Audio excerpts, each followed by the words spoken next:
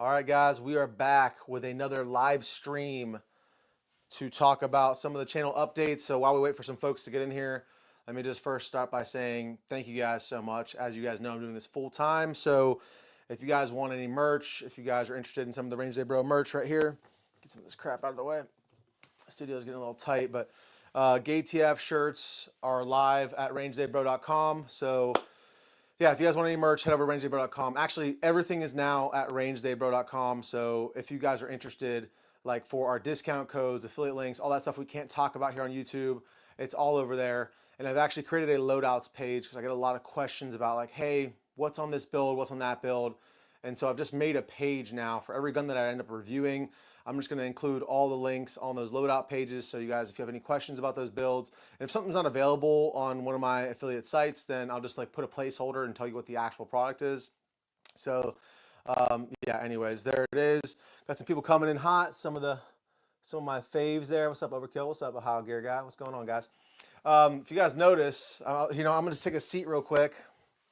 You might notice a new rifle sitting back there on the tripod. We can't handle anything on YouTube Lives, otherwise we'll get the axe. So, but that just came in from LaRue, so I'm very excited. I just picked that up. LaRue did send that, so big shout out to them for supporting the channel. I have to find a better system for reading comments and replying to comments because right now my computer is down below you guys. So if I want to if I want to see what the comments are saying, I gotta go down to the computer. So I apologize for that, but at least you guys have a good view while I'm doing that. But as I was mentioning, a few other things I just wanted to plug very quickly. If you guys can follow me over on Rumble, follow me on X, and also subscribe to the newsletter on my website. That's going to allow me to keep my content in front of y'all's eyes. If for whatever reason I get golden webbed, shout out Golden Web, he just got his channel, got the axe, I saw on Instagram, then I could still get my content in front of you guys. There's still ways for you guys to reach my content. I can still send you all the best deals on the internet, all that good stuff. So need to diversify my portfolio a little bit. All you guys are just here right here on YouTube, and that can be snatched out from underneath me literally at any moment. I already have one strike currently on the channel. I'm even scared to say it because I don't want another one to be added to my channel.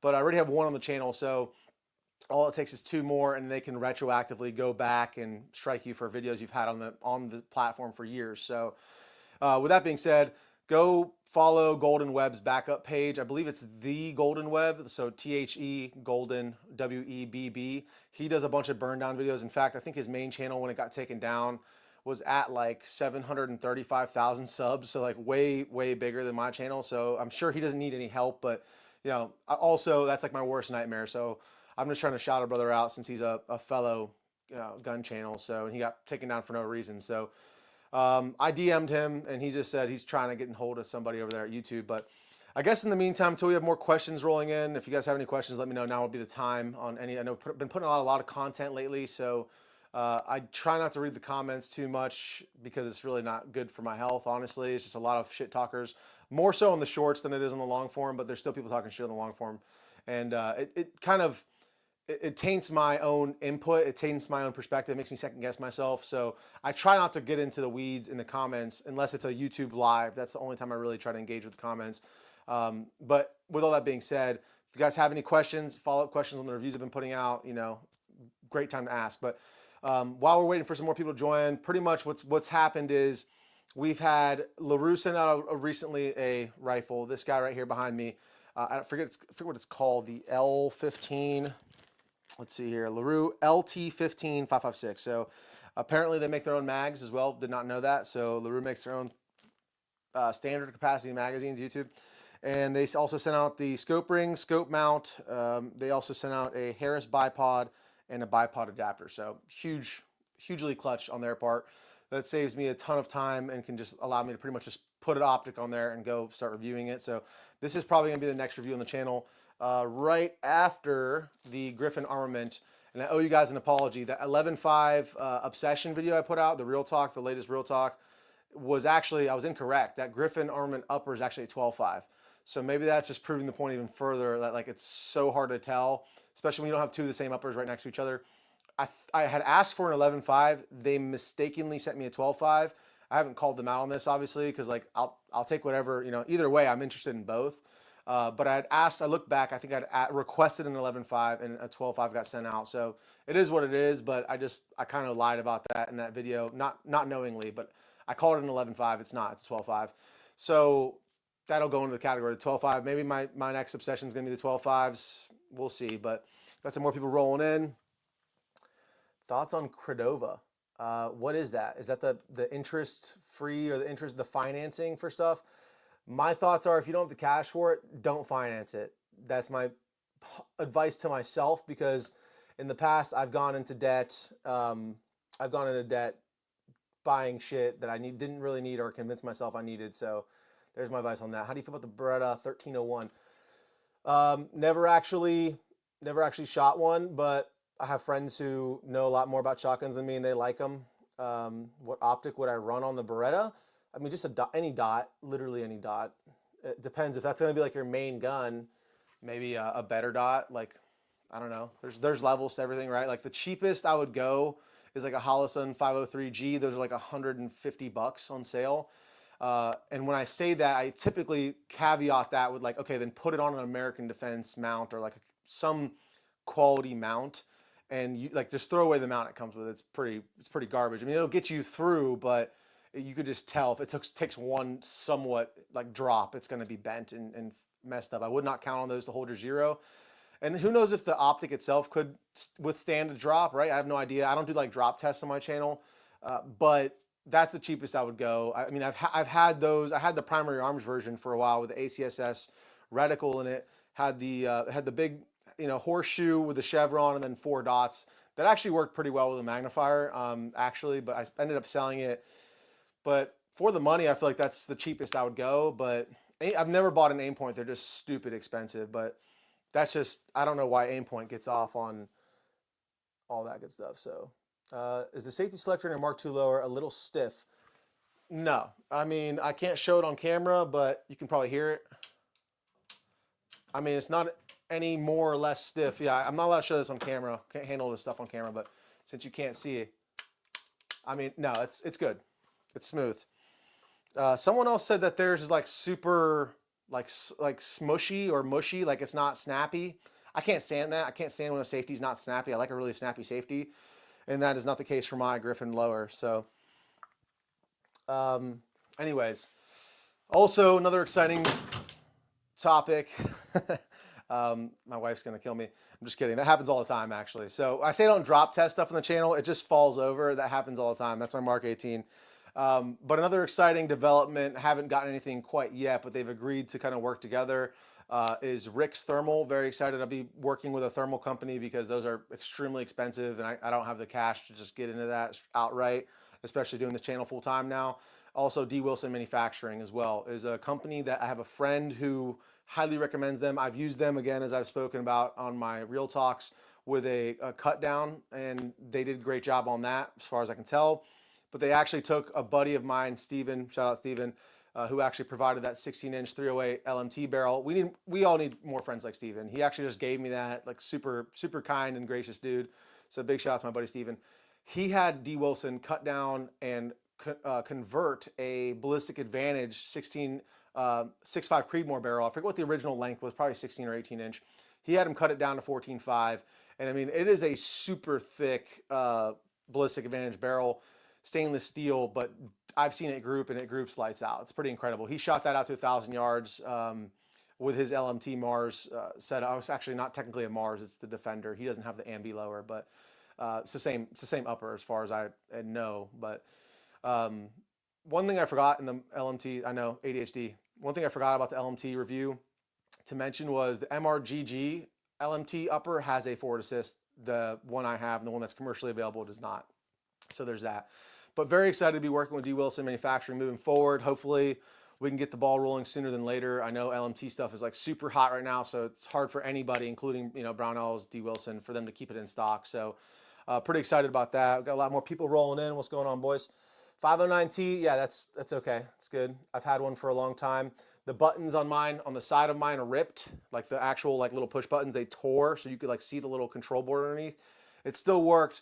I hit up Holosun expecting like Haro, and I didn't get that. I got like some dude. I think it was in Cali. I don't forget, but it was an American dude. He was like, "Hey, yeah, send it back to us. We'll send you a label." I shipped it back to him. I think like a week and a half later, I got it back, and they just had like re-epoxied and fixed the buttons issue. So no issues there. I was really expecting like really horrible customer service, but it was actually pretty good. Kind of was excited for bad customer service and something else to talk about on the channel, but it was decent. Am I going to get any Knight's Armaments rifle in the future? If I come into a large sum of money, then yes. I highly doubt Knight's is ever going to, voluntarily send me something. I do honest reviews. I'm not saying they wouldn't like believe in their product, but they're very proud of their stuff. I mean, look at their prices, and they have military contracts. If a gun messes up, like if a gun has malfunctions, I'm going to talk about it. I'm not one of these reviewers who's going to like sweep under the rug or like spare them the embarrassment. Like if I have issues, I'm going to show it, and you know how that goes. Some companies, I don't want to say they shy away from that. I don't have any direct experience, but like I would love to review a Knight's rifle if they were willing to send me one. But I when people were like, oh yeah, like I had a guy comment recently. Again, this is why I shouldn't read the comments. Some guy was like, brought to you by Geisley or sponsored by Geisley for the latest Geisley review I did. And it's like, look, I will admit, I'll be the first to admit, like I'm a Geisley fan. I was a fan before they ever knew who I was, and before they ever even. They've only sent me one product ever, by the way, besides a buffer weight, I guess, and spring. They've only ever sent me the 11.5 Super Duty upper. But I've spent like $12,000 on, like, if you look behind me, everything's got a Geisley rail. It'll take a Geisley rail essentially. Like my HK's got a Geisley rail. Both of my HKs, the MR556 and the 762, they both have Geisley triggers. My Scar's got a Geisley trigger. I'm just a fan of their product. So like, yeah, am I biased? Yeah, I am, because I like their stuff, and that's just a human nature thing. But at the same time, like they ran 2,500 rounds through each upper with zero malfunctions, and most of that was on FRT mode, and 99% of that was suppressed. So like, yeah, I mean, haters gonna hate, I guess. I don't know. But anyways, to speak about Knights, I'm all for reviewing Knight stuff. In general, I've handled their stuff before. Does it feel like leaps and bounds better than like, a Geisley product? No, it really doesn't. And again, same buddy Steven's got a SR15. I've handled it, I've shot it. It's okay. It just doesn't seem like, nothing about it. In fact, it seems very middle of the road. It feels like it's on par with like BCM, honestly, as far as feel goes. I haven't had enough time behind one shooting one to like speak to its reliability. But as far as like the finishes and the feel, it's like I don't really get it. Like you handle an HK MR rifle, 5.56 or 7.62, you could tell there's like something different.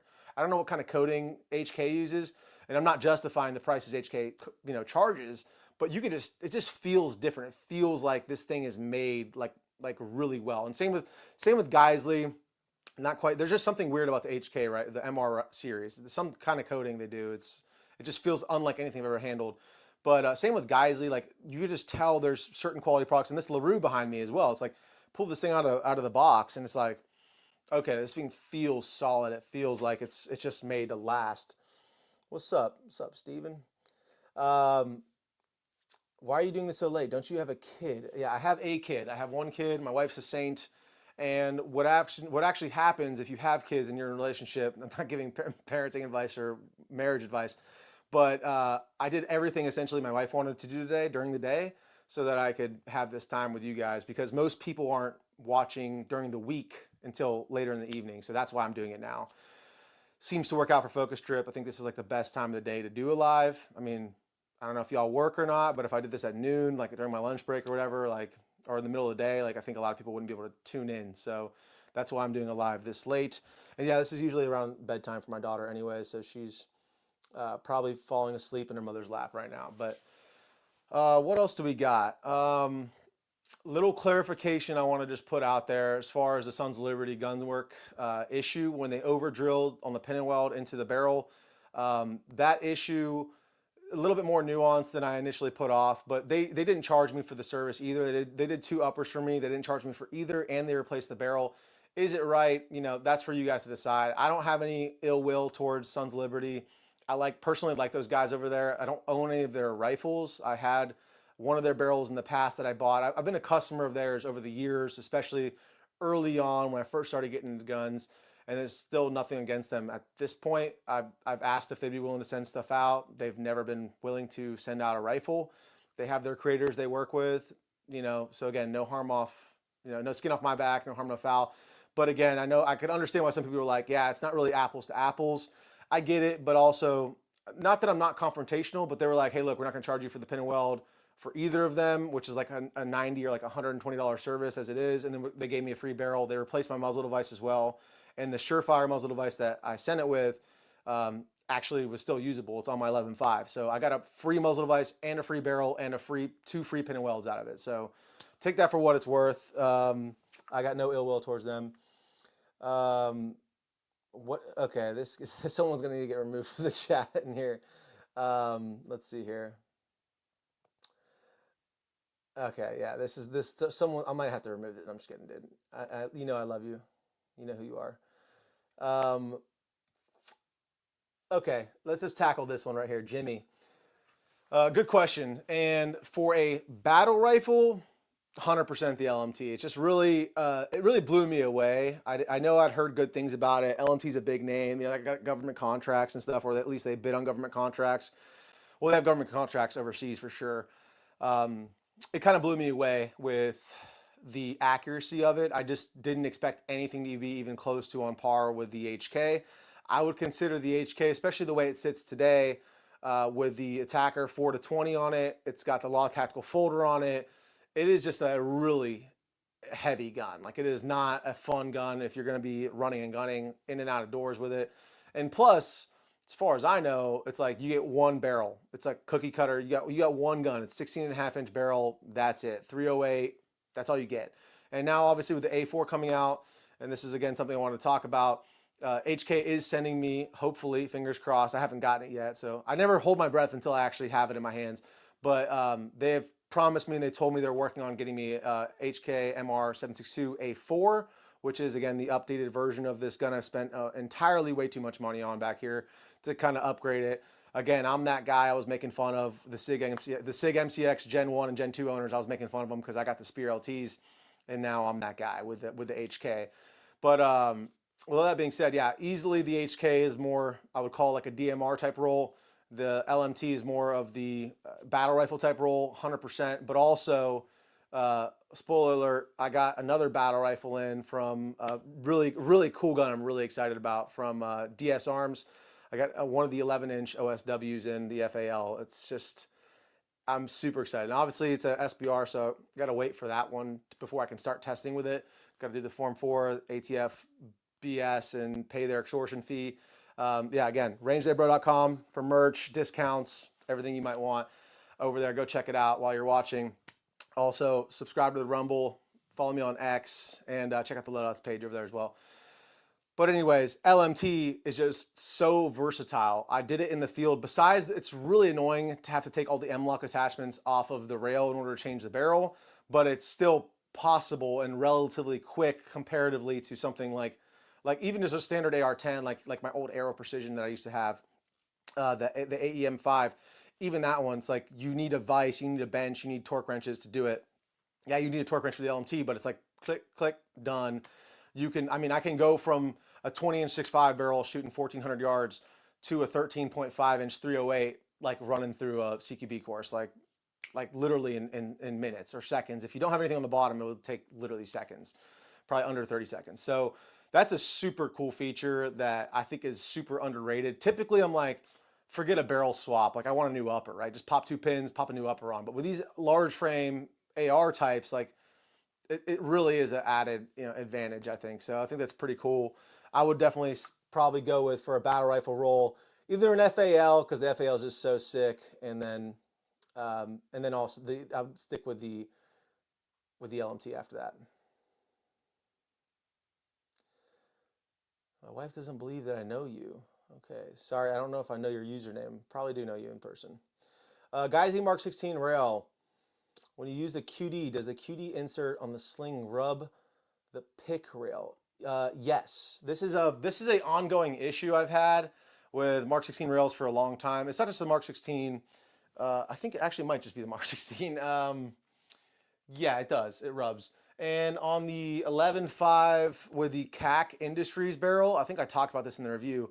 The barrel is so thick, it's that H-bar profile, that it doesn't even have enough room. The QD doesn't have enough room to even sit down low enough to lock into place, which is super annoying. So there's that. All right, let's see here. Yeah, I agree.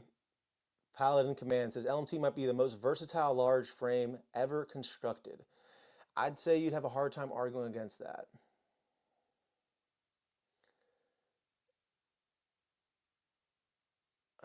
Let's see.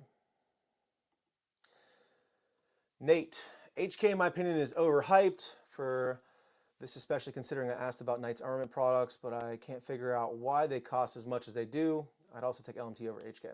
Yeah, I mean, dude, everyone's got their preference. Everyone has their, their camp. But I've got to say, like before I had the LMT in hand, I really had no clue that something could be as versatile and as accurate as it was. And people were like, dude, again, should need to stay out of the comments. There's a comment like, if you think that's a small group, then you don't know, then you're not a real shooter.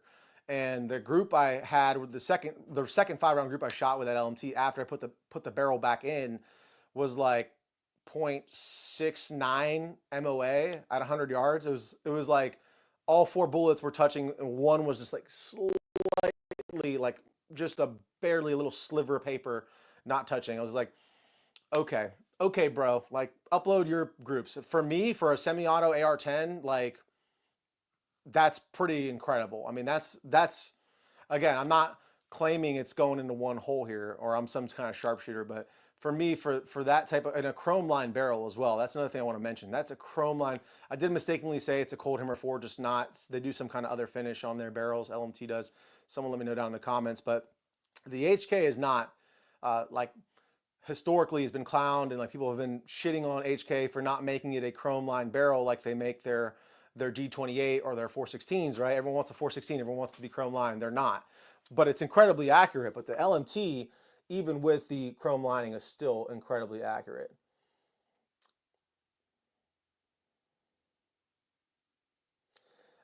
Yeah, I mean, I wouldn't say they're trash garbage. I think that they're annoying as hell. You're talking about the Riz 2 and the Riz 3 to install and all that. Yeah, definitely very annoying to install and change out. Um, let's see here. Noveski mid-length, was that a good buy? I sold my MCX for the irregular defense slash Noveski 11.5 mid-length. Dude, I'm gonna be honest. I don't know. I don't know anything about irregular defense. If that sounds familiar. Noveski's got a great name as far as barrels go. A lot of people said the company's gone downhill since John passed away, but I still think it's like kind of a cult following with Noveski. I've never owned any of their products. I asked them if they'd be willing to send something out. They were like, "Ha, no." So again, I mean, not saying companies have anything to hide. If you can't make enough to fulfill your customers, then why would you send it out to an influencer to review? I hate to even use the word influencer. I would influence you to not buy shit, honestly. Hello from Australia. What's up, dude? Thank you, sir. I appreciate that, Mr. Media. Good man. Let's see here. Did I miss any questions? Let's go back and see. Okay. So I actually have one of those right here, which again, I don't know if I can, on a Mark 18. So Polo K on a Mark 18.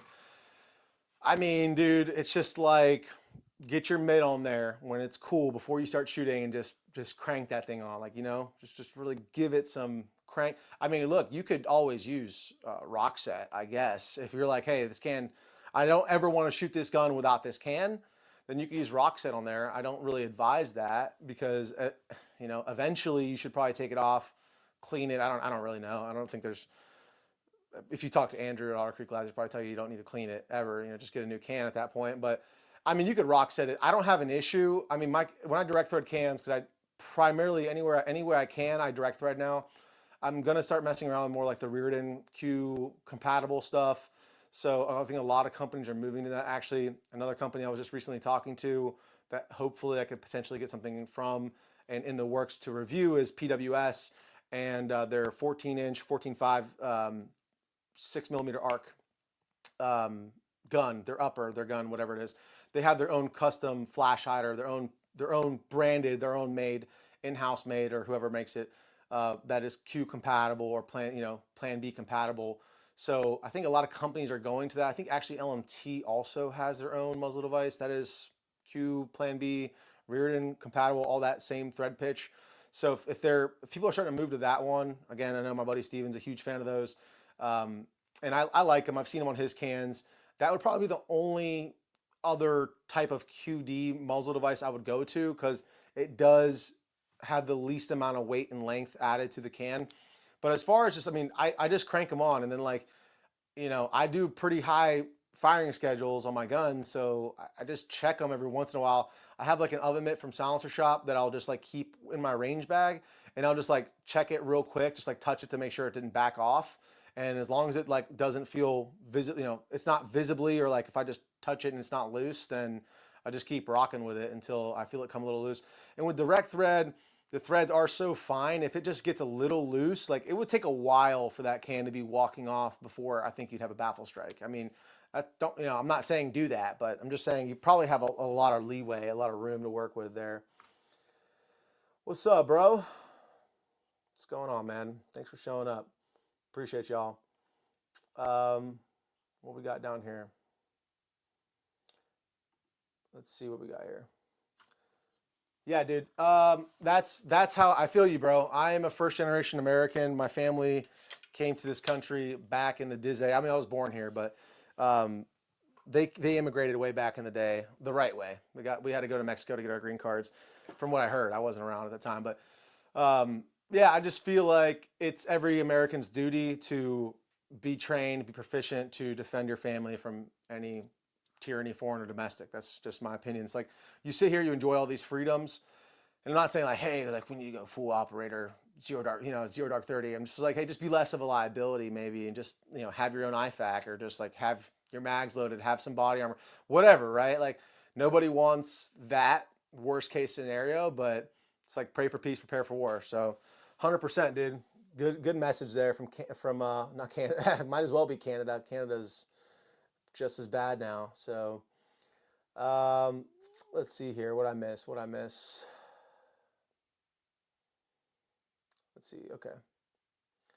Here we go. Does Range Day Bro have downrange experience?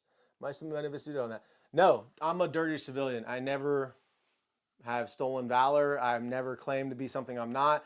I'm simply a person who, I mean, I was born in the States. I love America.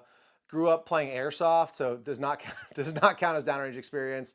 But I train with and I shoot with guys who have downrange experience. And one thing I will tell you is downrange experience, as far as like straight up shooting, doesn't really mean anything. I'm not saying like the mentality doesn't matter, but like if you've been in a gunfight, it doesn't always translate, or honestly very rarely translates to firearms proficiency.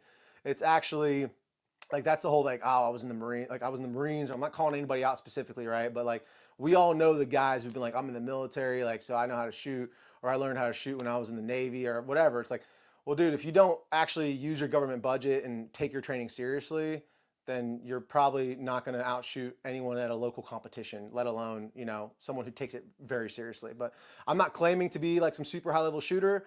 I've never been in the military. I've never been in law enforcement, but I have trained with those guys. I've trained alongside them. I've been in courses with them. And again, I'm not beating my own chest here, but I usually am like right in the middle of the pack. I'm not like the best. I'm definitely not the worst. So there's a lot to the whole like, okay, you have the downrange experience to quantify, or to give the, what's the word I'm looking for?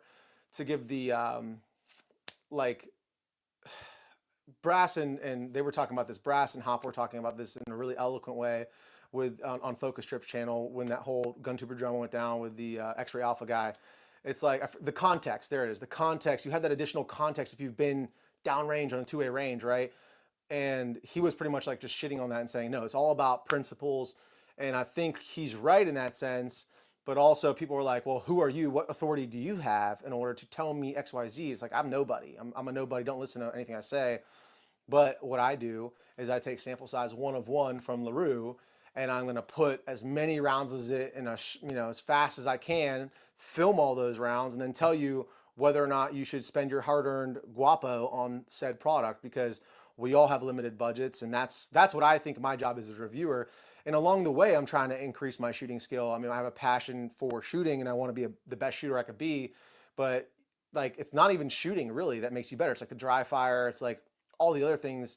The taking your training seriously. Like, honestly, reviewing guns is not like, unless you really make it about doing drills and training with it. It's so easy just to like, let's just mag dump for this shot. Oh, is the angle good? Is the camera on? Oh, like, you know how many times I've set up a drill and then forgot to hit record on the camera, and I'm like, just shot 30 rounds right there and I didn't even record it, you know. And I try to catch every round fired on camera, especially for those like initial, like the first 500 rounds, because that's usually if you're going to have an issue where the issue would happen, and I want to catch those issues on camera, you know, so I can show you guys instead of just talking about it, because everyone's got an opinion.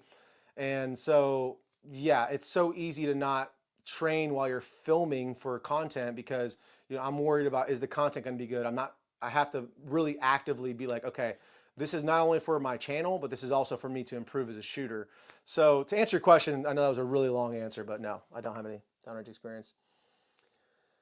Let's see here.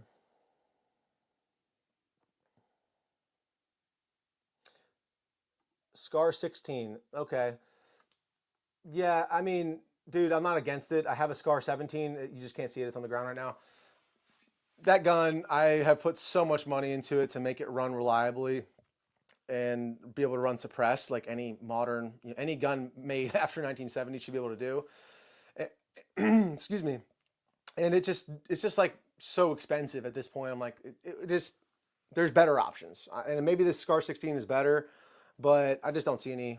I don't have any desire really. But thanks for the suggestion. I'm glad you like yours.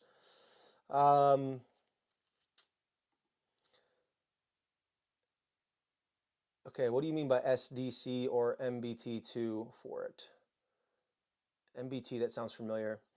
Come back to me with that one, bro. Sorry, I don't know your acronyms. Oh, Samson SAS stock or, oh, that's a different question. Sorry. Okay, thoughts on the Otter Creek Q beef. Look, I'm not a drama guy. I've been involved in drama, not because I tried to, because my Sierra 5 blew up and that whole thing actually happened again. Showed it on camera. Called Mike Pappas up. You know, I've talked about this in the past on the channel. He was just like, yeah, what's the worst that could happen? If we go out of business, we go out of business. I'm like, well, you shouldn't be talking like that, I feel like, Mike. But Mike's a cool guy. I just really don't like the way they handled that situation. Again, this drama, I haven't really been following it that closely. I know Andrew, you know, likes to be like the champion of the people and call people out. I'm not that kind of person to like just involve myself in stuff that's really not my business. But, you know, he's a suppressor expert. So again, I think, what is this whole beef? Like, they're putting out an inferior product. Like, it's the same design. They borrow this hype in. They, you know, charge a bunch of money for it. I don't know, dude. I mean, good on him for calling out what he believes is BS, and hopefully Q can do better. I don't know. I really don't know. I don't own any Q stuff, but I mean, again, I really try to stay out of the drama. All right. Does Samson SAS lock in place on your Spear LT? What does that mean? Does it lock in place when it's folded? No, it's just got like a tension on it, so it doesn't lock in place when it's folded. Obviously, when it's open, it locks in place and works great. I actually love that stock a lot. Okay, this is a good question. SD combat trigger versus LaRue. Okay, got you. Thank you. I knew the MBT sounded familiar, and so I don't know if I have a Super Duty combat trigger. I know that I have a ton of the Geisley 2-stage, so the G2S triggers, which is like their cheapest trigger. That's what I try to put in all my AR-15s. I've shot my buddy's LaRue trigger. This will be the first time I actually am owning a LaRue rifle with a LaRue trigger. So I've actually never put like tons of time on it, but from what I understand, it's still like substantially cheaper, or around the same price as a Geisley when it's on sale. So I mean, just honestly, first impressions, the first time I ever shot the LaRue trigger, it was a pretty wide trigger face, which I've just kind of felt a little foreign to me, because I'm used to that Geisley more like rounded or more narrow trigger face. So I didn't love it right away, but just dry firing it today before this video, I kind of rethought. I'm like, it feels pretty good. It feels really crisp. And again, I guess it just comes down to price. So which one can you find for cheaper? The Geisley two-stage trigger is a great trigger when it goes on sale. I think Brownells has them on sale with my code. It's like it's pretty close, like 120. So just check that out. I mean, I would still go Geisley just based off of like I have so many rounds of my Geisley triggers. They're reliable as hell. So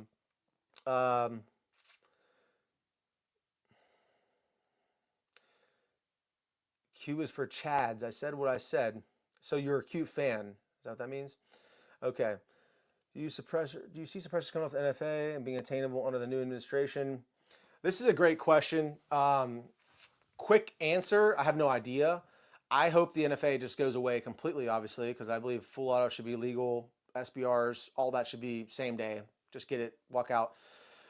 That's my stance. Now, if that actually happens or not, I mean, I think if it was going to happen, it would happen sooner than later. I don't see any talks of it. I just today signed a Gun Owners of America petition that was about the ATF getting rid of their not a searchable database. So it feels like we're like, I don't know. Again, I'm not a lawyer. It feels like we're just like taking little, like, hey, I know it would be a big win, right? But like, are we talking about abolishing the ATF or not? Like, but there's things we need to get rid of, like the NFA, so that other agencies like the FBI or the DOJ can't just delegate it to 1,000 different places. And now like we have to deal with like 40 or 50 different agencies that are enforcing all these unconstitutional gun laws. So I get it. Like we got to get rid of the unconstitutional gun laws first, and then we can get rid of the ATF. But I'm just like, we're talking about these small potatoes. Meanwhile, like we all came in like, okay, cash, like let's get rid of the ATF now. Let's abolish ATF. I get it. There's some things to do ahead of time. I don't really understand the bureaucracy involved and how long that all takes, and if Congress what needs to happen with Congress or the administration to make that happen. But it feels like we're not asking for enough, like with the GOA and stuff. And again, I'm not a lawyer. I'm not trying to talk crap on the people who are actually like in this working for that. Go support the GOA. Please support the Firearms Policy Coalition, National Association of Gun Rights. You literally, guys, you would not believe who I ran into today, and I won't name names because I literally just ran into this guy today. Never in a million years thought I'd run into this guy, but a pretty big name in the firearms industry, but I can't talk about it until hopefully I'll have him on the channel. I got his number, so I hate to tease y'all like that, but that's just gonna be how it is. But a pretty big name in the gun world and has been to court against the ATF recently. I'll just say that. So you have a new Piston AR reviews coming. Okay. Any new Piston AR reviews coming? I wish. So maybe if you guys can get the message out to LWRC. I met with them at SHOT Show, had a great conversation with them. I wanted to review their Piston upper, and they said they'd be willing to send me one, and then now I'm just getting ghosted by them. So I don't want to call the guy out by name, but I've left him several voicemails, sent him emails. Maybe working with D. Wilson Manufacturing and some other of my sponsors and partners to get an LMT upper out. I would love to do like a 12-inch Piston LMT upper review, but it's just going to depend on availability. The uppers are just hard to get. Brownells has the 7-inch handguard in stock and the 13-inch handguard in stock, but the Goldilocks like 9.3 or whatever it is handguard is not in stock. So, or I call it handguard. It's the whole upper because again, it's monolithic upper. So. Depends on if I can get one or not. Let's see here. For that price, get a single stage, either CMC, PSA single stage. So for precision shooting, I prefer 2-stage. Single stage is great for like a shorty, again, 300 yards and in. That's kind of my opinion on that. I will say CNC took my money like 4 years ago on, I think I bought their BCG. I think I bought their CNC BCG. They took my money. This was like right during the beginning of COVID. So I guess I'll give them like a little caveat and just mention that. But they charged my credit card. They never shipped the BCG. And it took 6 months for my credit card to like refund me the money. And I mean, I messaged them like emails like, hey, are you guys alive? Is you still working? Is anybody work here anymore? I got pretty shitty over email because like I was like, hey, are you just gonna steal my money and not send me a product? Like that's so jacked. I don't think I've ever talked about that on the channel, but ever since then I will not even touch a CMC product. I know they're a Texas company, but I could care less if they went out of business or not. I really don't care. After that kind of experience, nobody ever apologized. No one even replied. I just had to get Chase to refund me my money. So yeah, I'm not a fan of CNC. And yeah, again, I just said I don't like drama, but there it is. There's the truth. You can't spare the truth or you can't, tell a lie to spare people's feelings. What optic recommendation for people with astigmatism? So I think I have, I know I have astigmatism, but I don't think it's as bad as most people's.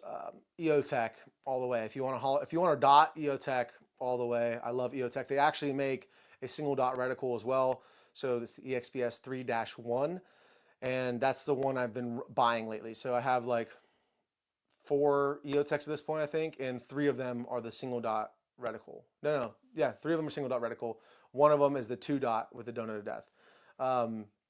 And by a single dot, I mean it's just no donut of death. I'm sorry, I forgot to mention that. There's no circle, it's just the dot. So it's like an aim point essentially, but in a holographic in the EOTech. So I actually don't know if it helps battery life. I imagine it does, but it's just a dot. I like that for night vision, for passive aiming with night vision, especially because the donut, under night vision, like everything's harder to see. So just getting rid of that donut really does help. So that's my advice for people who have astigmatism. And then any etched reticle, LPVO or scope, your astigmatism won't affect that. So if you're talking about a dot EOTech and they have the single dot reticle, if you like that aim point style with just one dot, you're obviously still going to have the battery life issue, but all these grips now have storage in them. So just throw a couple extra batteries in there. It's not going to add too much weight. Just put them in a Ziploc bag and you're good to go.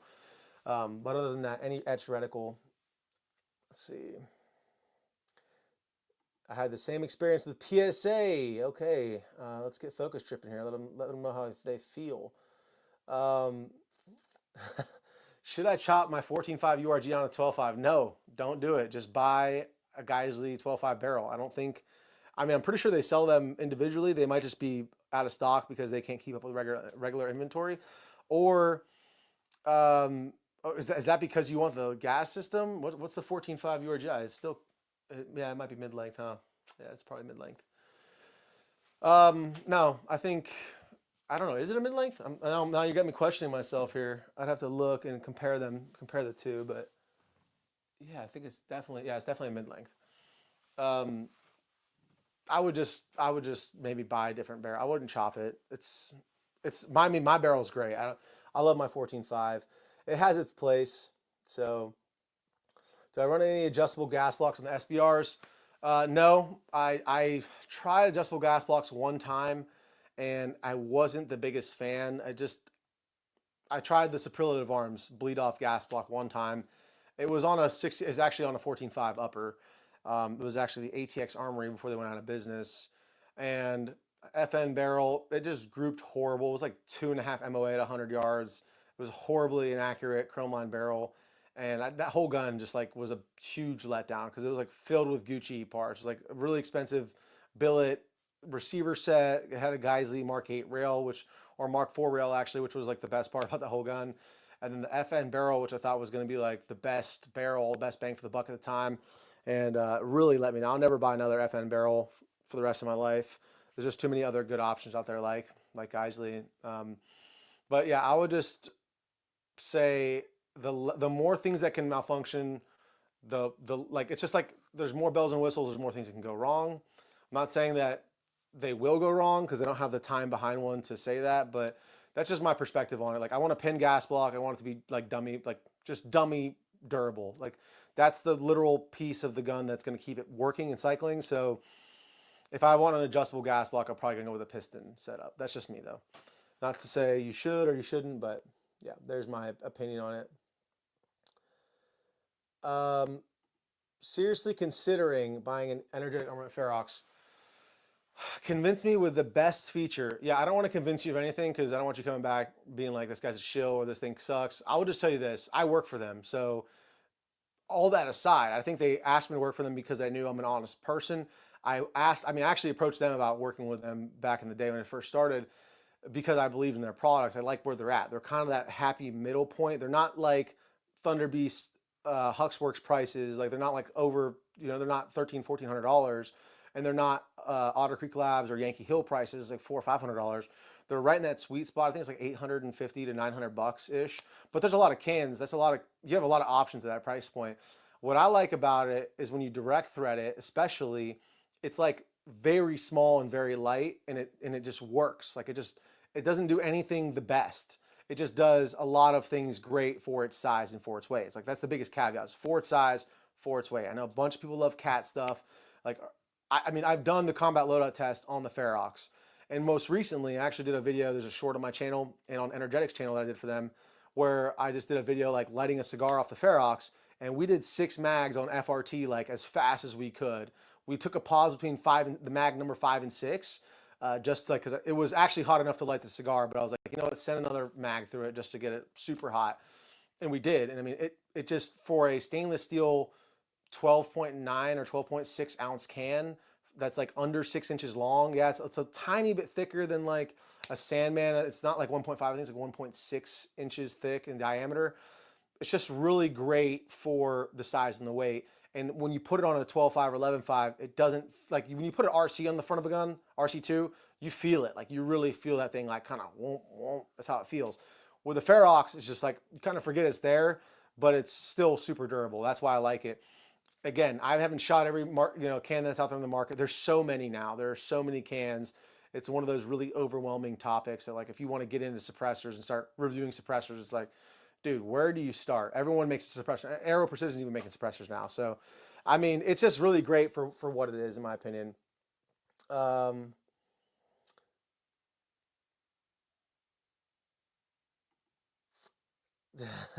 Thank you, bro. I appreciate you using my code. You are a degenerate just like me. You are in good company. Everyone in this chat is probably the same, bro. Don't feel bad. Let's see. How do you find? Yeah. So, like, for instance, running a full size suppressor on the 14.5, is it too long? I mean, it makes it. It depends on. It's all relative. So, like, if you're used to running a 10.3 Mark 18 with a Polo K, it's gonna feel like it's a freaking. It's gonna feel like you're moving around a broomstick. Like, it does feel long. 14.5 plus a can that's like 6 inches long. You're really adding like 4 to 4.5 inches because the muzzle device obviously subtracts a little bit because it sits inside the can. So you're really running like an 18 to 20 inch gun at that point, and it does feel very long. Now, can you still make it work? Absolutely. But with the RC2, because that URGI is pin and welded with a Surefire muzzle device, and until recently, Surefire just finally put out their hub adapter. But again, just like the Chemo, why I'm anti-hub is because you're adding weight and you're adding length to the front of your gun. So that's a real thing. So until that came out recently, you were just stuck with whatever your pin and weld was. So with Surefire, they didn't, Otter Creek made their own version, and they sent them a cease and desist, so they had to stop making that. Now Surefire makes their own version, but again, it's like, if you want a URGI as clone correct, then you're going to get that. If you don't get the URGI, then you get the Huxworks muzzle device. Now they have their own hub adapter. Yeah, 14.5 is one of those, like, are you really wanting to be stuck with XYZ suppressor for the rest of the life of that upper, or are you willing to put a hub adapter on it, add weight, add length to the end of your gun? Yeah, an RC2 on the front of the 14.5 feels like a bit much, especially when I've been running around with the 11.5 and the 12.5 and the Ferox directly threaded. I mean, those things feel like super fast and very maneuverable. So yeah, I mean, it's all relative, I would say. But if that's what you got, run it, dude. So you don't need to pick up something else. Just run it. No, Mike Cargill is not the man I ran into. Good guess, though.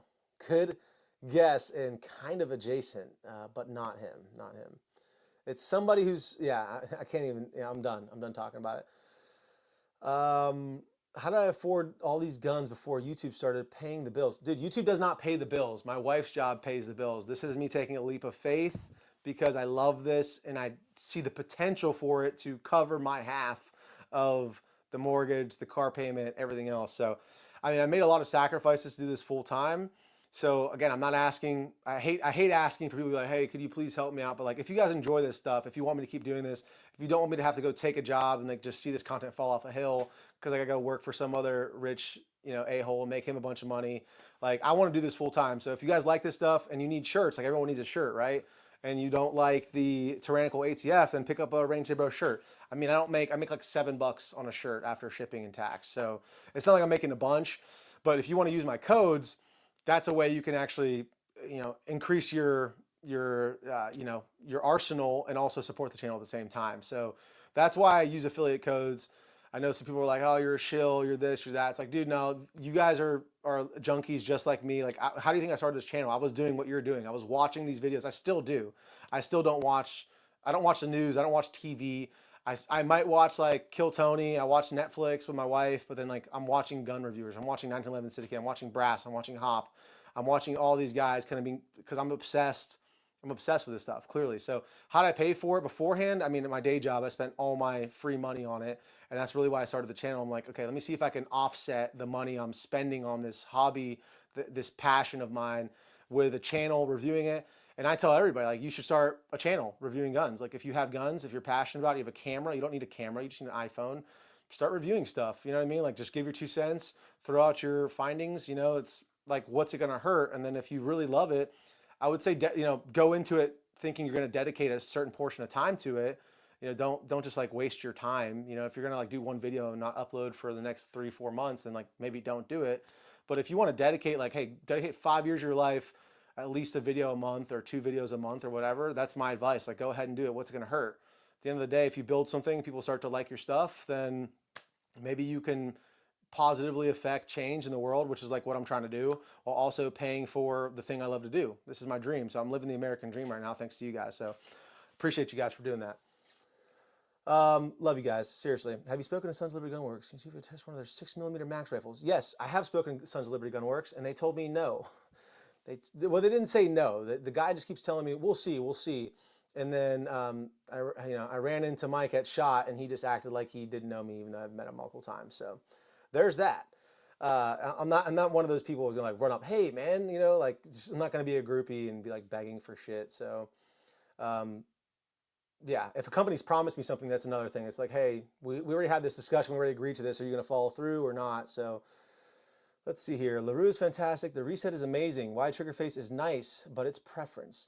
Yeah, like I said, I just don't have enough time. I think I'm just used to one thing, so feeling something different, just like, that's weird. But I think over time, yeah. What are you talking about, HK in the title? I've been trying to find a good deal on the new MR556. I was talking about HK because they're sending me an HK MR762 for review. I have the 762A1, so they're sending me the A4. So that's why I mentioned HK. There's a ton of other stuff that you might have missed as well. If you guys missed it, earlier I was talking about Golden Web. Had his channel deleted, and as far as I know, it's still deleted. I haven't heard any new news about that. So if you want to head over to their B channel, it's The Golden Web. The Golden, spelled exactly Golden, and then Web with 2 B's. I think that's their backup channel on YouTube. And they were up to like 735,000 subs when they got deleted. So go show them some love. Go follow them on Rumble. Go follow me on Rumble. It's Range Day Bro. Follow me on X. Go to rangedaybro.com. Go to my discounts page. Click on every single link in there. Buy only what you need. Don't buy anything, actually. You probably don't need anything. But if you're a degenerate like me, then there you go. Also, True Shot ammo's on there, so buy ammo. There's True Shot ammo on there. They have great prices on ammo. They have all kind of deals all the time. So, and subscribe to the email list. I'm going to try to start putting out a daily email with all the best discounts I could find from all my affiliates and stuff. So put your email in on the website as well, so you can subscribe to those notifications. Let's see here. All right, I got to put that on the screen. That's pretty funny. Yeah, that's how it felt when I was saying it about the trigger. But yeah, I didn't want to bring it up myself. Let's see here. LaRue's fantastic. Reset's amazing. We're going to talk about that. All right, I think we're approaching an hour here, so my wife's probably getting a little anxious on me, wondering where I'm at. So I'm going to wrap it up, guys. I'm going to just say thank you so much for all the support. Again, if you guys do want to support the channel, we have a Patreon as well. It's like very new. I don't even know if there's one person on there yet. So whoever's the first one, I don't know, maybe I'll do something special for you. If you want to get at the ground level, it's going to give you early access to all the videos, a bunch of other features. Like if you want something specifically reviewed, I'm going to take that into heavy consideration, shout outs in the videos, stuff like that. Also, again, I mentioned I'm trying to move everything to rangedaybro.com because I actually, that's my own website. I own that platform. I don't own this here on YouTube. So if you head over there, put your email in, subscribe to our email list. You can check out our discount codes page, our affiliate links page. It's all right there, discount codes and affiliate links. Also, loadouts. So again, if you have any questions about the guns I'm reviewing, there's definitely not everything on there yet, but as I continue to go through and review guns or do updates on reviews, follow-up reviews, I'll put all the loadouts and all the links to all those products and how I have them kitted out on there. Again, what else was I going to say? Rumble. Follow me on Rumble, Range Day Bro, on X as well, trying to build those two up. What else we got? buy merch. If you guys like shirts, we have a bunch of cool shirts on the website. Designed them all myself, so I don't know if you can even see that there. Yeah, pretty sure you can see it. Actually, funny story. The guy I ran into at a local restaurant, who I mentioned, came up to me because of my shirt. I did not see him. He came up to me and like was like, "Hey, I love your shirt." He had no idea who I was, and I was like, "Oh yeah, I know you, bro. Like, let's talk." And I was like, "Hey, give me your number. I want to have you on the channel because I've been talking about a lot of your stuff lately." Um, let's see here. All right. Well, I appreciate you guys. That's gonna be it. Love you guys. Until next time. Stay safe. Stay dangerous. Crisis King. Talk to y'all later.